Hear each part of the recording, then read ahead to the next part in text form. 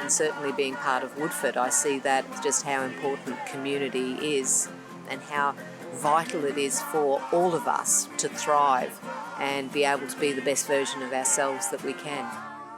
Hi, I'm Amanda and this is the Woodford Way.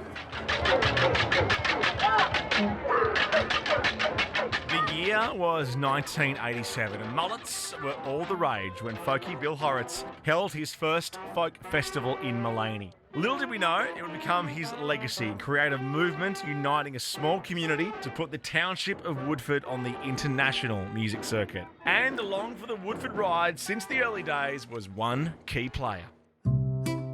Certainly growing up with my parents, Mum and Dad were always involved in the community. And I suppose that's something that guided me in my younger years. Interesting enough, I met someone on a train trip. She invited me along to a folk club.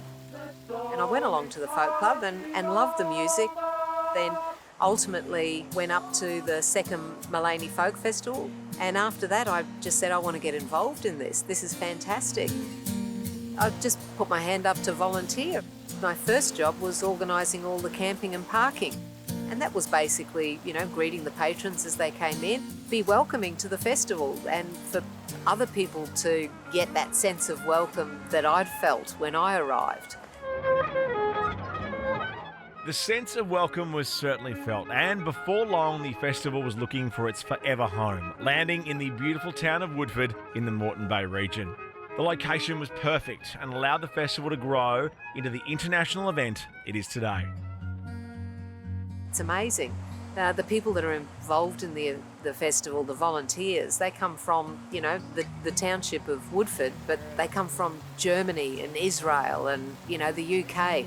They're from everywhere and it's that community that's brought together, and that's lovely. And because of all of those people are involved, there's so many people that are Woodford, that are part of what Woodford is. The community have a sense of ownership over the festival. It's their festival.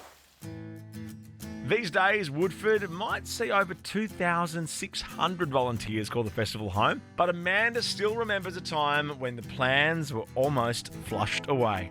We weren't going to be able to hire the toilets in time for the festival this year. We're actually just going to have to build toilets. We didn't quite get the toilets finished before we let patrons in. And our plumbing crew, they put a sign out the front, amenity block workshop, sign up here. And we had all of these people, all of the blokes from the camping ground saying, I'd like to be involved. And they got them finished in half a day. But it was a beautiful story of the community being involved. Lockie's bamboo structure. I love it. It's beautiful.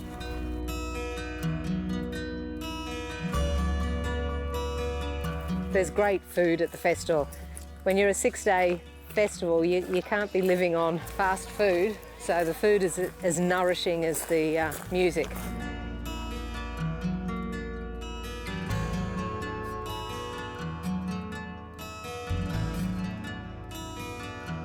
After coming for 34 years, it's probably it's hard to go back and imagine that first time. For me, the community it is larger and there's a lot more people to remember names of.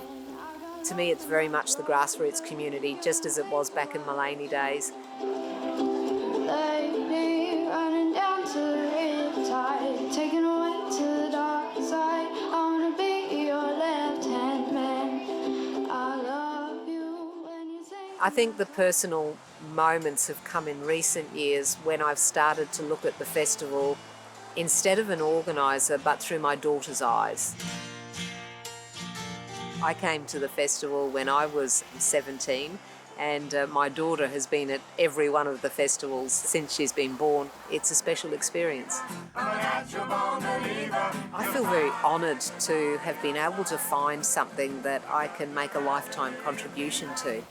Certainly my passion and enthusiasm for Woodfordia and the community that it is, and I want to be involved in that for years to come. I want to see my daughter involved in that. It's a beautiful place to live within. If you're keen to get involved at the next Woodford Folk Festival, or if you'd like any more info on what's on around the Moreton Bay region, just head to visitmoretonbayregion.com.au.